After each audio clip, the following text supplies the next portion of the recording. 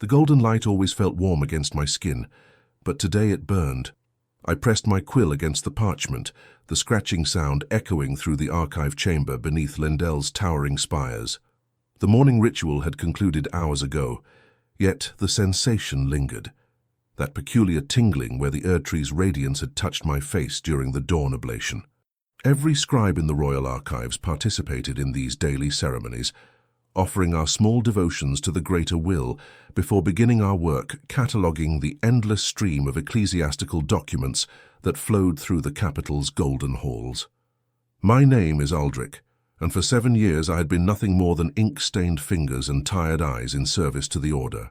I documented births and deaths, recorded tithing receipts, transcribed the endless proclamations that kept Lendel's faithful in line with divine will. It was honest work, if mundane. The other scribes often joked that we were the least important servants of the most important tree in existence. The irony wasn't lost on any of us, but today felt different. The light had lingered too long on my skin during morning prayers, and now as afternoon shadows crept across my writing desk, I could still feel its touch. Like phantom fingers tracing patterns across my forearms, I tried to focus on the document before me, a routine census of sacred relics housed in the lower cathedral. But the words seemed to shimmer and dance beneath the golden illumination filtering through the chamber's crystalline windows. Aldrich. Brother Matthias approached my desk, his robes rustling against the stone floor. High Scribe Cornelius requests your presence in the sealed archives. There's been a discovery. I looked up from my work, blinking away the strange optical distortions that had been plaguing me all morning. The sealed archives were restricted to senior clergy and their most trusted assistants. In my 7 years of service, I had never been summoned there. A discovery? Matthias nodded, his expression unreadable. Ancient documents, pre-shattering. They require someone with your particular expertise in archaic script. It was true that I had developed a reputation for deciphering old texts. The ecclesiastical language had evolved considerably since the shattering, and many historical documents required specialized knowledge to properly translate. But something in Matthias's tone suggested this was more than routine scholarly work. I gathered my materials and followed him through corridors I had walked thousands of times, yet today they seemed subtly altered. The golden veins running through Lendel's marble walls appeared more pronounced, pulsing with an internal rhythm that matched my heartbeat. The very air seemed thick with presence, as if the Erdtree's influence had intensified overnight. The sealed archives lay deep within the cathedral's foundation, accessible only through a narrow spiral staircase that descended into the earth itself. As we walked, Matthias spoke in hushed tones about the discovery's circumstances. Construction workers expanding the cathedral's foundation had broken through into a previously unknown chamber. Inside, they had found a collection of texts that predated any known records. How much older? I asked. We're not certain. But the script, it's unlike anything in our current collections. High Scribe Cornelius believes they may date to the time of the ancient dragons, perhaps even earlier. My skin prickled with excitement. Documents from the Age of Dragons were incredibly rare. Most had been destroyed during the various conflicts that had reshaped the lands between over the centuries. To discover a cache of intact texts from that era would be an unprecedented find. The entrance to the sealed archives was marked by massive doors carved with intricate religious iconography. 2 Lendel knights stood guard, their golden armor reflecting the ever-present light that seemed to emanate from the very stones of the cathedral. They nodded respectfully as Matthias presented his authorization, and the heavy doors swung open with a deep, resonant sound that seemed to vibrate through my bones.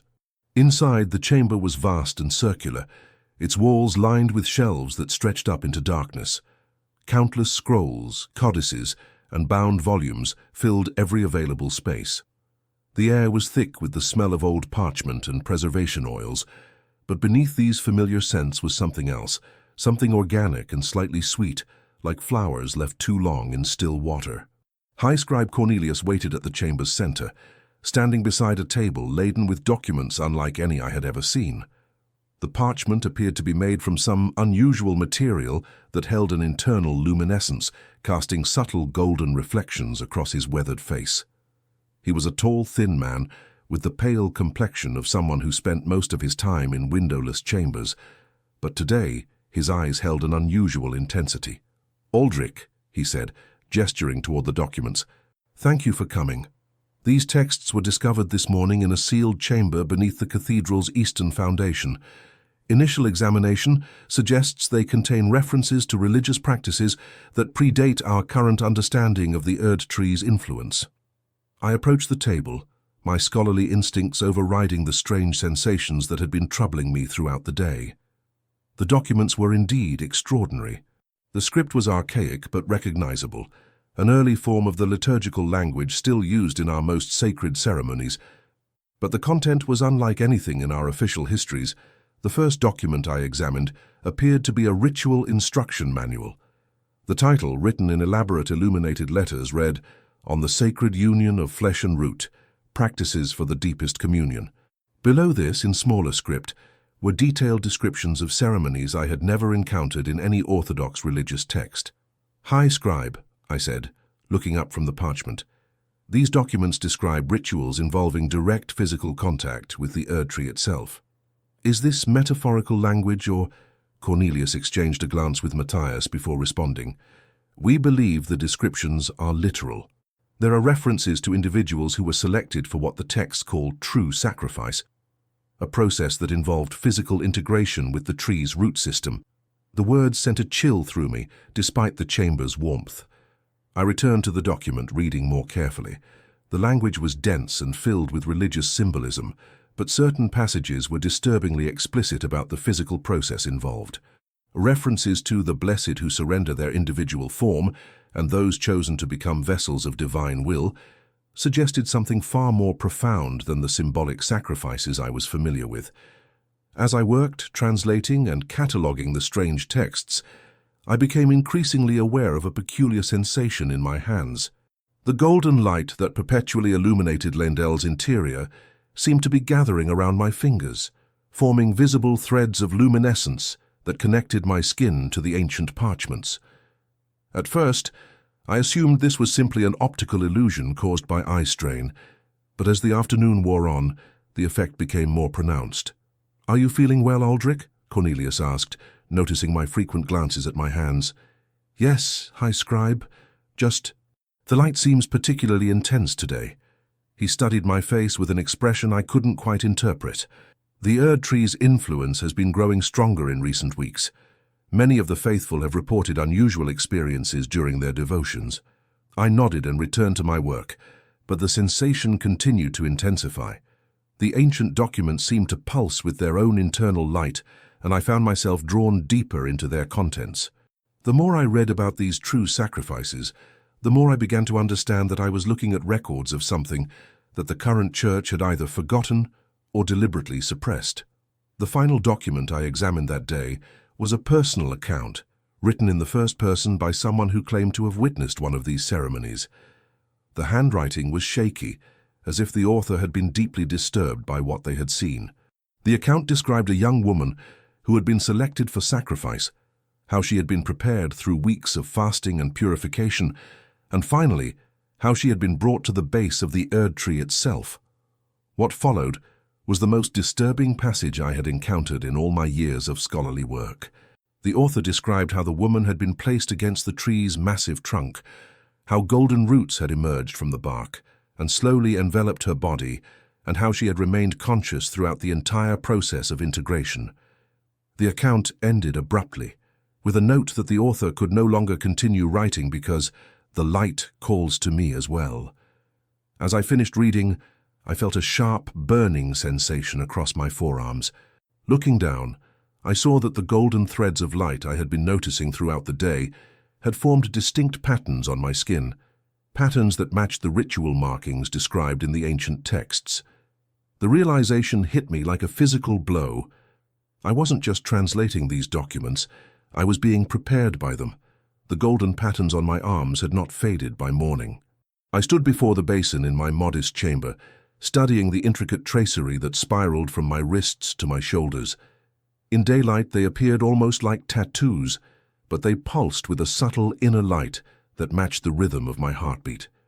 When I touched them, warmth spread through my fingers, The same sensation I had felt during yesterday's morning oblation, but magnified tenfold. Sleep had been impossible. Every time I closed my eyes, I saw fragments of the ancient texts floating in golden script across my vision. Phrases like blessed integration and the chosen vessel repeated endlessly in my mind, accompanied by images I couldn't quite grasp, roots and flesh intertwining, faces dissolving into bark, voices calling from within the Erdtree's massive trunk. A knock at my door interrupted my troubled thoughts. "Brother Aldrich." It was Matthias again, but his voice carried an urgency that hadn't been there yesterday. "High Scribe Cornelius requests your immediate presence. There's been a development."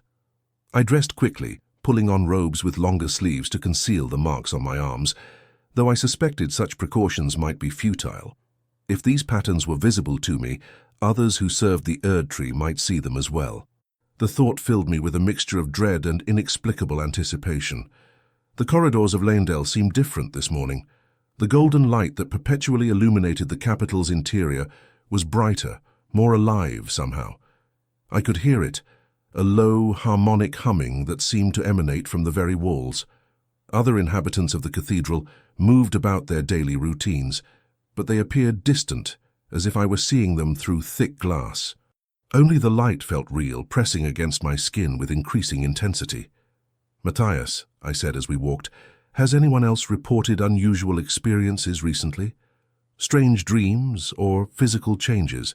He glanced at me sideways, and I caught something guarded in his expression.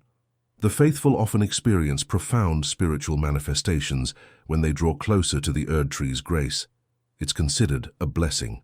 But these ancient documents, the rituals they describe, surely the Church doesn't still practice such things. This time he stopped walking entirely. We were in an empty corridor, far from the main thoroughfares where other clerics might overhear. When he spoke, his voice was barely above a whisper. "Brother Aldrich, there are aspects of our service to the greater will that are not discussed in public sermons. The Erdtree's needs. They extend beyond the symbolic offerings most of the faithful provide." "What do you mean?" "You've been chosen for a great honor. The marks on your arms, yes, I can see them, even through your robes. They appear on perhaps one person in 1,000, maybe fewer. High Scribe Cornelius will explain everything, but you must understand that this is not something to fear. It is the highest calling a servant of the Erdtree can receive."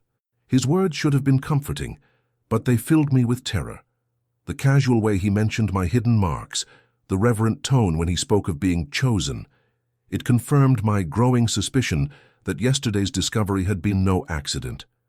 I had been deliberately selected to translate those documents, to expose myself to whatever power they contained. The sealed archives felt different when we arrived. The chamber's circular walls seemed to pulse with golden veins that I hadn't noticed before, and the air hummed with the same harmonic frequency I'd been hearing all morning. High Scribe Cornelius waited beside the table of ancient documents, but he was not alone. 3 figures in elaborate ceremonial robes stood with him, members of the inner circle, the most senior clergy in Leyndell. I had never seen them in person before. "Aldrich," Cornelius said, his voice filled with something that might have been pride or sadness, "I trust you've had time to reflect on yesterday's revelations." "High Scribe, I don't understand what's happening to me. These marks, the way the light feels—" "You're experiencing the first stages of grace manifestation," interrupted one of the robed figures. Her voice was ancient, weathered by decades of prayer and contemplation. "It's a sacred process that marks you as one of the Erdtree's chosen. Your exposure to the ancient texts has awakened something that was always present within you. But the documents described actual physical sacrifice, people being absorbed into the tree itself. Surely that's symbolic language." "No," Cornelius said quietly, "it's not symbolic. The Erdtree is a living entity, Aldrich. It requires sustenance beyond sunlight and soil. The greater will's plan for the lands between depends on willing servants who can provide more intimate communion." The chamber seemed to spin around me. I gripped the edge of the table, feeling the ancient parchments pulse with warmth beneath my fingers. "You're telling me that people are still sacrificed to the tree, that they're actually absorbed into it?" "Not sacrificed," the elderly woman corrected. "Elevated, transcended. The chosen few who undergo true union, become part of something far greater than their individual existence. They join their consciousness with the Erdtree's eternal awareness, helping to guide the greater will's influence throughout the lands between. And they remain conscious during this process. Consciousness is transformed, not destroyed. Those who achieve union report experiencing expanded awareness beyond anything possible in mortal flesh. They perceive the interconnected nature of all life, feel the ebb and flow of divine will itself. As she spoke, the golden patterns on my arms began to burn. I rolled up my sleeves, revealing the intricate tracery that now covered most of my forearms. The clergy members nodded in approval, as if this was exactly what they had expected to see. "The markings are beautiful," Matthias said. "They indicate that your spiritual preparation is progressing rapidly." "Preparation for what exactly?" Cornelius stepped forward, placing a paternal hand on my shoulder. "For the greatest honor our faith can bestow. You've been selected for true union with the Erdtree, Aldrich. The markings that have appeared on your body are the tree's way of claiming you, preparing your flesh for integration with its root system." The world tilted. I stumbled backward, my mind reeling from the casual way they discussed my impending absorption into a giant tree. "I never consented to this. I'm just a scribe. I catalogue documents and transcribe letters. I'm not some mystical chosen one." "Choice is an illusion when divine will is involved," the elderly woman said. "The Erdtree selected you long before you were born. Your assignment to translate those ancient texts was simply the mechanism by which your true purpose was revealed." I looked around the chamber, searching for any sign that this was some elaborate theological discussion rather than a literal description of my fate. But the expressions on their faces were deadly serious, filled with the kind of fervent conviction that made rational argument impossible. "How long do I have?" The question escaped my lips before I could stop it. "The preparation phase varies," Cornelius replied. "Some candidates are ready within days, others require weeks or months. The Erdtree will guide the process. You'll know when the time comes, the calling will become irresistible." "And if I refuse?" The silence that followed my question was more terrifying than any threat could have been. Finally, the elderly woman spoke. "Refusal is not possible once the marking process has begun. The Erdtree's claim on you is absolute. You can delay the inevitable by avoiding proximity to the tree itself, but the pull will only grow stronger. Eventually you'll come to us willingly, desperate for the release that union provides." She was right, I realized with growing horror. Even as they spoke of my inevitable absorption into the Erdtree, part of me felt a treacherous sense of anticipation. The golden light that had felt merely warm yesterday now called to me like a lover's whisper. I could feel the tree's presence somewhere far above us, its massive trunk reaching toward the heavens, and I wanted to press my hands against its bark with an intensity that terrified me. "There are preparations to be made," Cornelius said, apparently interpreting my silence as acceptance. "Sacred fasting, purification rituals, meditation practices that will ease your transition. Brother Matthias will serve as your guide during this process." "I need time to think about this," I said, backing toward the chamber's entrance. "This is all happening too quickly." "Of course," the elderly woman replied, though her smile suggested she knew my protest was futile. "Take all the time you need. But remember, the longer you delay, the more intense the calling will become. It's kinder to embrace your destiny sooner rather than later." I fled the chamber, running through corridors that seemed to pulse with increasing intensity. The golden light that had always been a comforting presence now felt overwhelming, pressing against me from every direction. Other inhabitants of the cathedral watched my passage with knowing looks, as if they could see the marks on my soul as clearly as the patterns on my arms. By the time I reached my quarters, the burning sensation had spread across my chest and back. When I examined myself in the basin's reflection, I saw that the golden tracery now covered most of my torso, forming intricate mandala patterns that seemed to shift and flow when I wasn't looking directly at them. The Erdtree was claiming me, marking me as its own, and there was nothing I could do to stop the process. But perhaps, I thought with desperate hope, there was still time to understand what I was facing. If I was going to be absorbed into something vast and alien, I needed to know what awaited me in that golden communion. That night, I made a decision that would change everything. I would seek out others who had undergone the marking process, find out what really happened to those chosen for true union. If the clergy spoke truth about consciousness being preserved rather than destroyed, perhaps I could learn to accept my fate. But if they were lying, if absorption meant death disguised as transcendence, then I would fight this divine claiming with every breath remaining to me. The search for answers would lead me deeper into Leyndell's hidden places, towards secrets that the Church preferred to keep buried beneath layers of golden light and righteous certainty. The lower catacombs of Leyndell held secrets that daylight never touched. I had spent 3 days researching in the public archives, searching for any mention of others who had received the golden markings. The official records spoke only of blessed servants who achieved perfect communion with divine grace. But the dates troubled me. Names appeared in ceremonial rosters, then vanished from all subsequent documentation as if those individuals had simply ceased to exist. But erasure from official records didn't mean complete disappearance. In a city as ancient as Leyndell, information had a way of surviving in forgotten corners and abandoned chambers. I had learned during my years as a scribe that the most important truths were often found in the documents nobody wanted to preserve. The golden tracery on my skin had spread relentlessly. It now covered my entire torso and had begun creeping down my legs in delicate spiral patterns.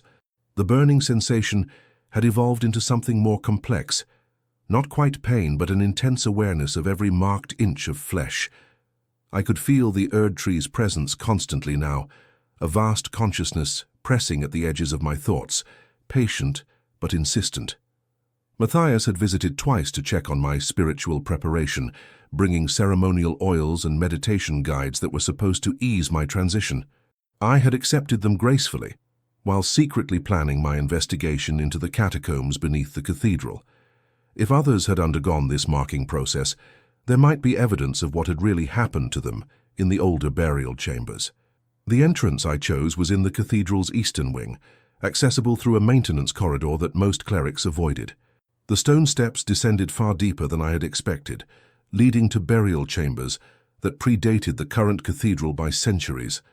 Down here, the golden light of the upper levels was replaced by a different illumination, pale phosphorescent moss that grew in patches along the walls, casting everything in sickly green hues. The air was thick and stagnant, heavy with the smell of ancient decay and something else I couldn't identify. A sweet, organic scent, like flowers left too long in stagnant water. The same smell I had noticed in the sealed archives, but stronger here, almost overwhelming. I followed the main corridor for what felt like hours, passing countless burial niches carved into the stone walls. Most were empty now, their occupants long since relocated to more prestigious resting places in the upper cathedral. But as I ventured deeper, I began to find niches that still held their original occupants, and what I saw there made my blood run cold. The bodies were not decomposed as they should have been after centuries of burial. Instead, they appeared to be in some state of suspended preservation, their flesh taking on a golden hue that matched the light of the Erdtree above.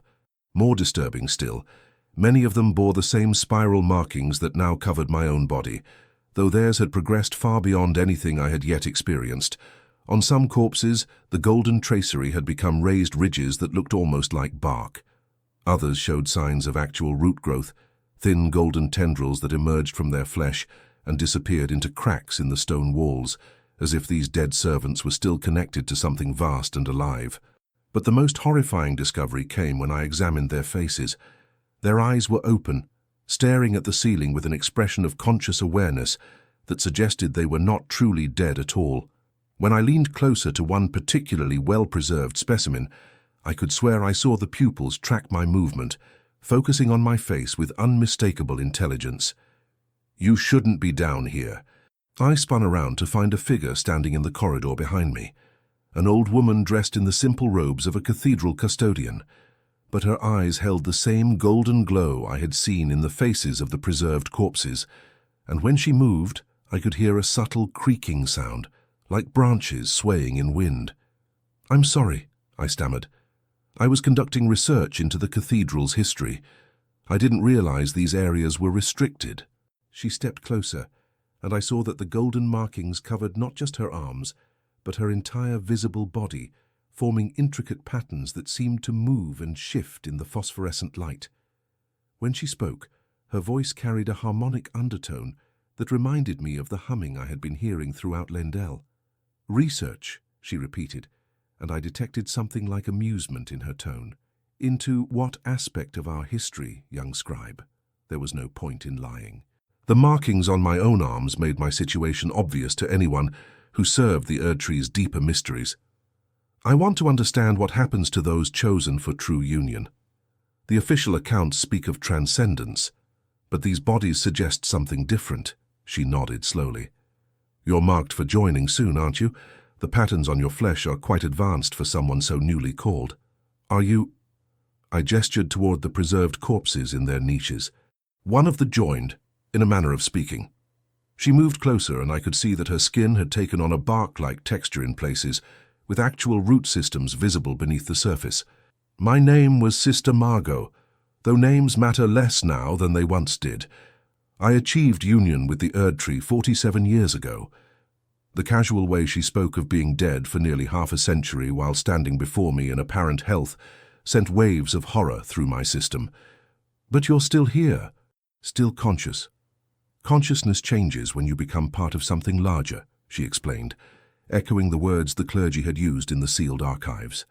"I am Sister Margot, but I am also the Erdtree, and the greater will, and every other soul who has achieved union. Individual identity becomes flexible." She gestured toward the preserved bodies around us. "These are the early stages of integration. Their flesh has been claimed, but their minds remain largely separate. It takes years for full consciousness merger to occur. Some resist the process longer than others. They're aware, all of them? Oh yes, very aware. The preservation process ensures that every nerve remains functional, every synapse active. Physical sensation is actually enhanced during the transition period. It has to be. The Erdtree needs to feel through our flesh as it grows and changes." I backed away from the nearest niche, horrified by the implications. "That's torture. Eternal conscious imprisonment in a body that can't move or speak." Sister Margot's expression grew sad. "It seems that way at first. The fear and confusion are intense, but eventually you begin to understand the beauty of what's happening. Your individual suffering becomes part of a vast network of consciousness that spans the entire lands between. Every root, every branch, every leaf becomes an extension of your awareness. And you chose this willingly? Choice becomes irrelevant once the marking begins. The Erdtree's claim is absolute. Resistance only prolongs the agony of separation." She moved closer, and I could see golden sap seeping from small cracks in her bark-like skin. "But I can offer you something the clergy above cannot, truth about what awaits you." Despite my revulsion, I found myself leaning forward. "What kind of truth? Come deeper. There are chambers beneath these catacombs that even the inner circle doesn't know about. Places where the Erdtree's roots run so thick that the boundary between individual and collective consciousness becomes meaningless. I can show you what you'll become." Every rational instinct screamed at me to flee, to return to the upper cathedral and accept whatever fate awaited me in ignorance. But the golden markings on my skin pulsed with sudden heat, and I felt an overwhelming compulsion to follow this bark-skinned woman deeper into the earth. We descended through passages that became increasingly organic. The carved stone walls gave way to surfaces that looked grown rather than built, with golden root systems forming intricate patterns that pulsed with their own bioluminescent light. The sweet floral scent grew stronger with each step, until it was almost narcotic in its intensity. "The preparation chambers," Sister Margot explained as we walked. "This is where candidates spend their final weeks before union. The concentrated exposure to the Erdtree's root system accelerates the marking process." We emerged into a vast circular chamber, whose walls were entirely composed of living golden roots. The air hummed with harmonic frequencies that made my bones vibrate, and the light was so intense I had to squint to see clearly. But what dominated the space were the alcoves carved into the root walls, dozens of them, each containing a human figure in various stages of integration with the tree. Some appeared almost normal, their bodies only partially covered in bark-like growths. Others were so thoroughly merged with the root system that only their faces remained visible, staring out from organic cocoons with expressions of rapturous horror. All of them were clearly conscious, their eyes tracking our movement with desperate intensity. "This is the final preparation phase," Sister Margot said. "Here, candidates learn to surrender their individual will to the greater consciousness. The process typically takes 3 to 6 months, depending on the strength of their resistance." I approached one of the alcoves, drawn by a terrible fascination. The figure inside had once been a young man, but golden roots had grown through his flesh, replacing muscle and bone with living wood. His eyes met mine, and I saw intelligence there, desperate and pleading. His mouth opened and closed soundlessly, as if he were trying to speak but could no longer control his vocal cords. "He's trying to warn you," Sister Margot observed. "They all do at first. The fear of losing individual identity is quite powerful. But eventually, they come to understand that what they're gaining is far more valuable than what they're losing." "How can you speak so casually about this horror?" "Because I remember being where you are now. I remember the terror, the revulsion, the desperate desire to flee. But I also remember the moment when my consciousness first touched the Erdtree's vast network, the indescribable sense of connection and purpose that flooded through me. Individual existence seems so small and meaningless once you've experienced true unity." As she spoke, I felt the golden markings on my body respond, burning with sudden intensity. The call I had been feeling became almost irresistible. I wanted to step into one of those alcoves, to press my flesh against the living roots and surrender to whatever transformation awaited me. But terror fought against compulsion, keeping me frozen in place. "Is there no escape? No way to reverse the marking process?" Sister Margot's expression grew thoughtful. "There are stories, whispered rumors of candidates who found ways to sever their connection to the Erdtree. But such actions come at a terrible price. The greater will does not easily release what it has claimed." "What kind of price?" "Come," she said, turning toward a passage I hadn't noticed before. "There's something else you need to see, something the clergy would never tell you about those who chose resistance over acceptance." The passage Sister Margot led me through descended far deeper than any structure should exist beneath Lendell. The golden root systems gave way to something older and more disturbing. Walls of blackened stone that wept a viscous amber substance, and air so thick with spores that each breath felt like drowning. The harmonious humming of the upper chambers was replaced by a discordant sound that seemed to emanate from the earth itself, a low moaning that spoke of suffering beyond comprehension. "Few know of this place," Sister Margot said, her bark-covered fingers trailing along the weeping walls. "Even among the inner circle, only the most senior clergy are aware of what lies in the deepest roots. This is where the Erdtree keeps those who tried to resist its claim." The golden markings on my skin had begun to pulse erratically, responding to some unseen presence that grew stronger with each step. But now the sensation was different, not the warm pull I had grown accustomed to, but something more like revulsion, as if the tree's influence was recoiling from whatever we approached.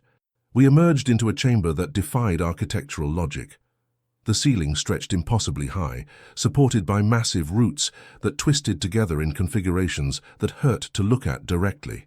But it was the contents of the chamber that made me stumble backward in horror. Hundreds of alcoves were carved into the walls, but these were nothing like the preparation chambers above. The figures contained within had been transformed into something that barely resembled human form. Their flesh had become a patchwork of bark and exposed muscle, with golden roots growing through them, in patterns that seemed deliberately designed to cause maximum agony. Unlike the peaceful expressions of those undergoing willing integration, these faces were twisted in eternal screams of torment. "Behold the fate of those who refuse the Erdtree's gift," Sister Margot said, her voice carrying a note of genuine sadness. "When the marked resist the calling too strongly, the tree takes them anyway, but without the blessing of willing surrender. Their consciousness remains trapped in flesh that has been violated rather than elevated." I approached the nearest alcove on unsteady legs. The figure inside had once been a woman, but golden roots had erupted through her body in jagged, violent patterns. Her eyes were wide with perpetual terror, and when I leaned closer, I could see her mouth moving in silent pleas for death that would never come. How long have they been like this? Some for decades, others for centuries. The Erdtree is eternal, and so is its punishment for those who spurn its grace. Sister Margot moved to another alcove, placing her bark-covered hand against the twisted form within. This one tried to burn away his markings with alchemical fire. The tree responded by forcing his integration to occur through his bones instead of his skin. Every fracture became a channel for root growth. The horror was almost too much to process. These weren't the transcendent unions described in the ancient texts, but something far more sinister. A divine entity that brooked no refusal of its gifts, no matter how terrible those gifts might be. The willing sacrifice experienced elevation, but those who resisted faced an eternity of conscious suffering. "Why show me this?" I asked, though part of me already knew the answer. "Because you're considering resistance. I can see it in your eyes, feel it in the way your markings pulse with uncertainty. You think perhaps you can find a way to escape what's been planned for you." She turned to face me fully, and I saw that tears of golden sap were flowing from her eyes. "I was like you once, desperate for any alternative to surrender. You tried to resist?" "For months. I studied every text, consulted with scholars from distant lands, even attempted to have the markings surgically removed. Nothing worked. The Erdtree's claim only grew stronger with each failed escape attempt." She gestured toward the tortured figures around us. "Eventually I realized there were only two paths available to me, willing surrender or eternal agony. The choice, such as it was, seemed obvious. I stared at the chamber full of suffering souls, my mind reeling from the implications. The clergy had spoken of choice, of divine honor, but this revealed the truth behind their words. There was no choice at all, only the illusion of one. Submit willingly and experience transcendent union, or resist and face consciousness trapped in eternally violated flesh. Is there truly no escape? No power that can sever the Erdtree's connection? Sister Margot was quiet for a long moment, studying my face with her golden eyes. When she finally spoke, her voice was barely above a whisper. "There are whispers of something beyond the Erdtree's influence, powers that predate the greater will's dominion over the lands between. The flame of frenzy, the dark moon, the formless mother, entities that exist outside the golden order. And they can break the tree's hold? Perhaps, but seeking such powers requires venturing far from Leyndell, into territories where the Erdtree's light holds no sway. And even if you found them, the price of their aid would likely be worse than what you're trying to escape. The outer gods are not known for their mercy toward mortals." As we spoke, I became aware of movement in the alcoves around us. The tortured figures had begun turning their heads toward our conversation, their expressions shifting from perpetual agony to something that might have been desperate hope. They could hear us discussing escape, and even in their endless torment they clung to the possibility of freedom. One figure caught my attention, a man whose integration had been particularly violent, with golden roots erupting through his eye sockets and mouth. But his remaining eye was focused on me with startling intensity, and I realized he was trying to communicate something. His jaw worked soundlessly, forming words I couldn't quite decipher. "What is he trying to say?" I asked Sister Margot. She moved closer to the alcove, studying the man's lip movements with practiced familiarity. "He's warning you about something. The words, I think he's saying 3 fingers, over and over again." The phrase sent a chill through me. I had heard whispers of the 3 fingers in some of the more heretical texts that occasionally passed through the archives. References to a power opposed to the greater will, something that offered freedom from the golden order at a terrible cost. But such knowledge was forbidden, punishable by excommunication or worse. "The flame of frenzy," Sister Margot said, her voice filled with sudden understanding. "He must have encountered it before his capture. The 3 fingers are said to grant the power to burn away all influence of the outer gods, including the Erdtree's claim. Where would I find them? Deep beneath Leyndell, in the sewers and forgotten tunnels where the city's outcasts dwell. But Aldrich..." She gripped my arm with fingers that felt more like twigs than flesh. "The flame of frenzy burns away everything, not just the Erdtree's influence, but your humanity as well. Those who accept its gift become something else entirely, agents of chaos and destruction."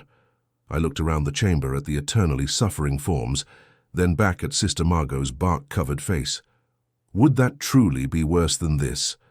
That depends on how much of yourself you're willing to sacrifice for freedom. The golden markings on my body suddenly flared with searing intensity, and I doubled over in pain. But this wasn't the pleasant warmth I had grown accustomed to. This was agony, as if the Erdtree was responding to our conversation with violent displeasure. When the pain subsided, I saw that new patterns had appeared on my arms, more complex and binding than before. "The tree knows what we've discussed," Sister Margot said grimly. "Your window for choice is closing rapidly. If you're going to seek the three fingers, it must be soon. Once the markings progress beyond a certain point, not even the flame of frenzy can break their hold." I stared at my transformed flesh, watching the golden tracery pulse with malevolent life. The decision before me was impossible. Submit to absorption into a vast alien consciousness, risk eternal torment through resistance, or seek out a power that might destroy my humanity entirely. None of the options offered true salvation, only different forms of damnation. But as I looked once more at the tortured figures in their alcoves, I realized that conscious agony was the worst fate of all. At least with the flame of frenzy, there was a chance that whatever I became would be free from the Erdtree's control. It might not be the person I had been, but it would be my choice to make that transformation. "The sewers," I said finally. "How do I reach them without the clergy noticing my absence?" Sister Margot smiled sadly, and I saw golden flowers blooming in the cracks of her bark-like skin. "There are maintenance tunnels that connect the cathedral to the city's drainage system. I can show you the way, but once you descend into those depths, there will be no returning to your old life. The path to the three fingers changes everyone who walks it. More than the Erdtree would change me? Differently. The tree seeks to elevate and absorb. The flame seeks to liberate and destroy. Both transformations are absolute, but only one offers the possibility of genuine freedom." I nodded, my decision crystallizing despite the terror that filled my heart. "Show me the way." As we prepared to leave the chamber of the tortured, I took one last look at the man who had tried to warn me. His remaining eye met mine, and I saw something like approval in his gaze. He mouthed a single word that I could finally understand: "Burn." The golden markings on my skin pulsed in response, and I felt the Erdtree's vast consciousness pressing against my thoughts with increasing desperation. It knew what I planned, and its hold on me was tightening with each passing moment. Whatever choice I was going to make had to be made soon, before the tree's influence became so complete that choice itself became impossible. Sister Margot led me toward a passage that descended into the deepest roots of Leyndell's foundation, where the boundary between divine order and primordial chaos grew thin. Behind us, the chamber full of eternally suffering souls bore witness to our departure, their tortured forms a constant reminder of what awaited those who resisted the Erdtree's will without finding an alternative power to shelter them. The descent into madness and potential freedom had begun. The sewers beneath Leyndell were a mirror image of the golden cathedral above. Everything inverted, everything wrong. Where the upper city gleamed with divine radiance, these tunnels writhed in shadow and flame. The walls wept not golden sap, but something far more disturbing. A black ichor that moved with its own volition, forming patterns that hurt to perceive directly. The air itself seemed alive, thick with whispers in languages that predated human speech. Sister Margot had guided me through the maintenance tunnels as promised, but she could venture no further than the boundary, where the Erdtree's influence met something older and more primal. "Beyond this point I cannot go," she had said, her bark-covered hand pressed against an invisible barrier. "The flame of frenzy burns away all connections to the greater will. Even proximity to it causes me pain." I had left her there, standing at the threshold between order and chaos, her golden eyes reflecting something that might have been envy. Now I descended alone through passages that grew increasingly organic, as if I were traveling through the digestive system of some vast sleeping beast. The golden markings on my skin had become a source of constant agony. Each step deeper into these forbidden depths caused them to burn with increasing intensity, the Erdtree's influence fighting desperately to maintain its hold on my flesh. But with each wave of pain came something else, a growing sense that the patterns were beginning to crack, their perfect symmetry disrupted by the alien forces that permeated this place. The whispers grew louder as I descended, resolving into fragments of meaning that invaded my thoughts like parasites. They spoke of liberation through destruction, of freedom found only in the ashes of everything I had ever known. Some part of me recoiled from these concepts, but a larger part, the part that had seen the tortured souls in the Erdtree's deepest chambers, found them seductive. The tunnel opened into a vast cavern that defied all natural law. The ceiling stretched impossibly high, lost in roiling smoke that moved with deliberate purpose. But what dominated the space was the structure at its center, a twisted cathedral built from blackened stone and fused bone, its spires reaching toward the smoke-shrouded heights like grasping fingers. This was the Cathedral of the Three Fingers, and it radiated malevolence so pure that my knees buckled from the force of it. Yet beneath the malice was something else, a promise of absolute freedom from all external control, all divine manipulation. The flame of frenzy offered liberation through annihilation, and after what I had witnessed in the Erdtree's depths, such destruction seemed almost merciful. I approached the cathedral's entrance, each step requiring tremendous effort as competing forces warred within my body. The Erdtree's markings fought to drag me back to the surface, while the flame called to something deeper and more primitive in my soul. By the time I reached the massive doors, carved with imagery that made my eyes water to look upon directly, I was barely conscious from the spiritual agony. The doors opened at my touch, revealing an interior that violated every principle of sacred architecture I had ever studied. The space was simultaneously vast and cramped, with perspectives that shifted depending on where I looked. Pillars of fused vertebrae supported a ceiling of stretched skin that pulsed with its own heartbeat, while the floor was composed of interlocking tiles made from what appeared to be compressed screams given physical form. At the cathedral's heart stood an altar unlike anything in Lendel's golden halls. It was carved from a single piece of what looked like crystallized madness, a substance that hurt to perceive but impossible to look away from. And behind that altar waited a figure that defied description. The entity that served the Three Fingers had once been human, but that connection was now purely theoretical. Its flesh had been transformed into something that existed partially in this reality, and partially in spaces between spaces. When it moved, reality rippled around it like disturbed water, and when it spoke, the words bypassed my ears entirely and carved themselves directly into my consciousness. "Another seeker comes to the flame," it said, its voice a harmony of whispers and screams. "Another soul grown weary of divine puppetry seeks true freedom." I tried to respond, but the golden markings on my skin flared with such intensity that I could only gasp in pain. The entity observed my suffering with something that might have been compassion, if such emotions could exist in a being so thoroughly transformed. "The greater will's claim runs deep in you," it continued, "but not so deep that it cannot be burned away. The Three Fingers offer liberation from all external authority, the freedom to choose your own path, no matter how destructive that choice might be." What would I become? I managed to force out through gritted teeth. "Something beyond the categories that currently define you. The flame of frenzy burns away the boundaries between self and other, between order and chaos, between creation and destruction. You would become an agent of pure possibility, free to reshape reality according to your will." The entity gestured toward the altar, and I saw that its surface was covered with the same three-fingered handprints that appeared in the most heretical texts. "But understand the price. The person you are now would cease to exist. Your memories, your attachments, your very concept of identity, all would be consumed in the cleansing fire. What emerges would be you and not you, familiar yet utterly alien." As it spoke, I felt the Erdtree's influence surge within me, the golden markings spreading across the last unmarked portions of my flesh.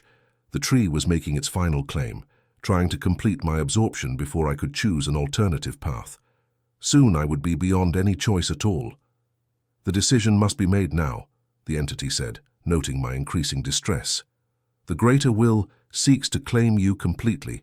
In moments you will be pulled back to the surface to undergo your final integration.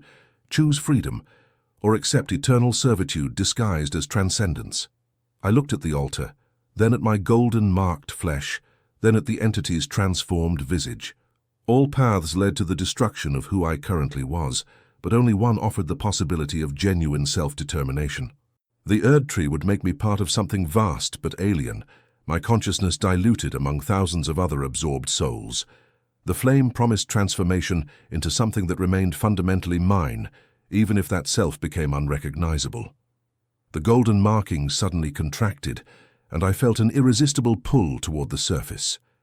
The Erdtree was summoning me for final integration, using the patterns carved into my flesh as spiritual chains. In seconds, I would be dragged back to face the willing absorption that awaited me in the preparation chambers. I lunged forward and pressed my hands against the altar's crystallized surface. The effect was instantaneous and devastating. The 3 fingers' touch burned through my consciousness like acid through silk, dissolving every boundary that had defined my existence.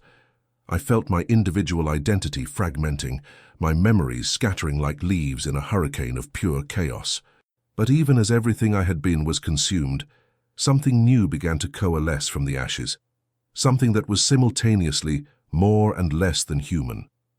The golden markings on my flesh erupted into flame, but instead of pain, I felt only liberation as the Erdtree's influence burned away entirely. The spiritual chains that had bound me to the greater will's purpose snapped one by one, leaving me floating in a space between realities where nothing existed except pure potential. Through the flames of my transformation, I could perceive the entity that had guided me here, and I understood that it had once faced the same choice. It had chosen freedom over servitude, chaos over order, and had been transformed into something that existed outside all divine hierarchies. Now I was becoming something similar, a being of pure will, unconstrained by external authority. The transformation reached its climax as the last traces of my original flesh were consumed and reconstituted. When the flames finally subsided, I stood before the altar in a form that was recognizably mine, yet fundamentally altered. My skin bore patterns of yellow flame that shifted and flowed like living fire, and my eyes now perceived reality as a tapestry that could be rewoven at will. "Welcome, newly born," the entity said, and I understood that it was greeting not just me, but the force of chaos I now carried within me. "You have chosen the path of the frenzied flame. The lands between await your touch." I looked at my transformed hands and felt the power that flowed through them, the ability to burn away the artificial boundaries that kept souls trapped in cycles of divine servitude. The Erdtree's golden order was built on the willing surrender of individual consciousness to collective purpose, but I now carried the means to offer a different choice to those marked for absorption. But even as I reveled in my newfound freedom, I felt an echo of loss for the person I had been. Aldrich the scribe was gone forever, consumed in the flames of transformation. What remained was something that shared his memories, but not his fundamental nature, a being of chaos wearing the shape of order, carrying the power to burn away everything the greater will had built. The entity gestured toward passages that led back to the surface world, but these were different from the sewers I had descended through. These tunnels would take me to hidden places throughout the lands between, where others marked by various outer gods awaited liberation from their divine chains. "Your work begins now," it said. "Find those who suffer under divine authority. Offer them the choice that was offered to you. Some will accept the flame's gift, others will cling to their chains, but all deserve the opportunity to choose their own transformation rather than have it imposed upon them."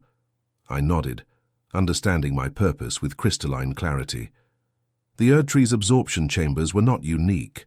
Throughout the lands between, various outer gods claimed mortal souls for their own purposes. The flame of frenzy offered freedom from all such divine manipulation, though that freedom came at the ultimate price. As I prepared to leave the cathedral, I caught a reflection of myself in the altar's crystallized surface. The face that looked back was mine, but subtly altered, marked by the yellow flames that now burned in my eyes. I was no longer human in any conventional sense, but I was finally free to choose my own path through existence. The transformation was complete. The person who had descended into these depths as a terrified scribe had been reborn as an agent of liberation and destruction. Whether this represented salvation or damnation was a question that no longer held meaning. There was only the eternal flame of possibility and the freedom to shape reality according to my will. I emerged from the depths into a world that no longer recognized me as one of its own. The golden light of Lendel felt alien against my transformed flesh, and where it touched the yellow flames that now coursed beneath my skin, reality itself seemed to waver and bend. The cathedral's magnificent spires, which had once filled me with awe and reverence, now appeared as monuments to willing servitude, beautiful cages designed to house souls too frightened to claim their own freedom. But I was no longer frightened. The flame of frenzy had burned away fear along with everything else that had defined my mortal existence.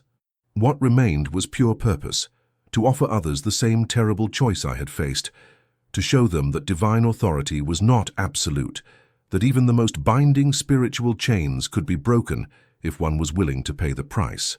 My first destination was the archive chamber where this journey had begun. Brother Matthias would be there, along with High Scribe Cornelius, probably discussing my mysterious disappearance and the implications for their carefully orchestrated plan. They would be concerned about losing a marked candidate, worried that the Erdtree's investment in my transformation had been wasted. They were about to discover how thoroughly their expectations had been subverted. The corridors of the cathedral felt different now that I could perceive the spiritual infrastructure underlying their physical reality. Golden threads of influence ran through every stone, connecting each brick and beam to the vast consciousness that dwelled within the Erdtree's trunk. But more disturbing were the human figures I passed, clergy members and faithful servants who moved through their daily routines unaware that similar threads ran through their own bodies, marking them as potential candidates for future absorption. The archive chamber's doors stood open, and I could hear familiar voices discussing my case with obvious concern. I paused at the threshold, remembering the person I had been just days ago, a simple scribe content with his mundane existence, unaware of the cosmic forces that shaped every aspect of his reality. That innocent ignorance seemed like something from another lifetime. Aldrich! Brother Matthias rose from his desk as I entered, relief flooding his features. We've been searching everywhere for you. The High Scribe was concerned that you might have made an unfortunate decision. High Scribe Cornelius looked up from an ancient text, his eyes immediately focusing on the changes in my appearance. Where others might see only subtle alterations, a different quality to my gaze, an unusual tension in my posture, he recognized the signs of someone who had encountered powers beyond the Erdtree's influence. "You've been to the deep places," he said quietly. "I can see it in your eyes. The question is whether you've returned as friend or enemy." I smiled, and both men stepped backward as they caught sight of the yellow flames that now flickered behind my pupils. "I've returned as something you didn't expect, someone who chose his own transformation rather than accepting the one you planned for him." "The flame of frenzy," Cornelius whispered, his face pale with horror. "You've embraced the power of chaos itself. Do you have any idea what you've become?" "I've become free," I replied, extending my hand toward them. Where my fingers pointed, the golden threads of influence that connected them to the Erdtree became visible, pulsing with the rhythm of their heartbeats. "And I can offer that same freedom to others." Brother Matthias backed toward the chamber's exit, his hand reaching for an alarm bell that would summon the cathedral guards. But before he could reach it, I gestured casually, and yellow flames erupted around the bell's rope, consuming it in seconds. The fire spread no further than necessary. I had perfect control over the chaos I carried within me. "There's no need for dramatics," I said calmly. "I'm not here to force anything upon you. I'm simply offering the same choice that was offered to me. Remain bound by divine authority, or embrace the freedom that comes with self-determination." "You speak of freedom," Cornelius said, "but what you carry is destruction itself. The flame of frenzy seeks to burn away everything. Order, meaning, the very foundations of existence. How is annihilation preferable to transcendence?" It was a fair question, and one I had wrestled with during my ascent from the depths. The answer had crystallized as I walked through corridors filled with people who would never know that their entire lives were orchestrated by an alien intelligence that saw them as nothing more than potential components for its own expansion. "Because transcendence without choice is simply slavery with prettier decorations," I replied. "The Erdtree offers elevation, yes, but only on its terms according to its needs. Those who accept its gift become part of something larger, but they cease to be themselves in any meaningful sense. The flame offers something different, the power to choose your own path, even if that path leads to destruction. I moved closer to Brother Matthias, and he could see the yellow fire that now burned just beneath my transformed skin. You're marked, aren't you? The golden tracery has begun appearing on your body, just as it did on mine. How long before you're summoned for your own integration ceremony? His eyes widened in shock, then darted to Cornelius for guidance. The High Scribe's expression revealed the truth. Matthias had indeed been selected for eventual absorption, his assignment to guide me through the preparation process serving a dual purpose. The marks appeared 3 days ago, Matthias admitted quietly. High Scribe Cornelius assured me it was a great honor, that I would be elevated beyond mortal limitations. And perhaps you would be, I acknowledged. But you'll never know what other possibilities might have existed because the choice will be made for you. The Erdtree's influence grows stronger each day. Soon resistance will become impossible, and you'll walk willingly to your integration chamber. I extended my hand toward him, yellow flames dancing around my fingers without consuming them. I can burn away those marks, sever your connection to the greater will entirely. But the price is the same one I paid. The person you are now would be transformed into something that shares your memories, but not your fundamental nature. You would be free to choose your own destiny, but that destiny would be shaped by forces of chaos rather than order. Brother Matthias stared at my outstretched hand, torn between terror and desperate hope. The golden markings on his hidden flesh were calling to him, pulling him toward eventual surrender to the Erdtree's vast consciousness. But the alternative I offered was equally frightening. Transformation into something that existed outside all conventional categories of existence. What happened to those in the preparation chambers, he asked. The ones already marked for integration? They remain where they are for now, I replied, but I've left them something new to contemplate during their final weeks of individual existence. The knowledge that alternatives exist, that their fate is not as inevitable as they've been told. Some will cling to the path already chosen for them. Others may find the courage to embrace different forms of transformation. High Scribe Cornelius had remained silent during this exchange, but now he spoke with the authority of someone who had served the greater will for decades. You cannot simply appear in the heart of Lendel and offer chaos to those already committed to order. The cathedral guards, the crucible knights, even the tree sentinels themselves will hunt you down before you can corrupt more souls. I laughed, and the sound carried harmonics that made the chamber's windows vibrate in their frames. They're welcome to try, but the flame of frenzy burns away more than just spiritual bondage. It consumes the artificial distinctions between possible and impossible, between permitted and forbidden. I exist outside their authority now, beyond their ability to control or contain. To demonstrate, I gestured toward the ancient texts scattered across Cornelius's desk. Yellow fire erupted from my fingertips, but instead of destroying the documents, it transformed them. The carefully preserved parchments became something new, texts that described not just the Erdtree's version of divine truth, but alternatives that had been systematically suppressed over the centuries. Knowledge wants to be free, I said, watching Cornelius's horrified expression as his life's work was fundamentally altered. Truth shouldn't be filtered through the needs of cosmic entities that see mortals as resources to be harvested. Let people read about all their options before they choose which god to serve.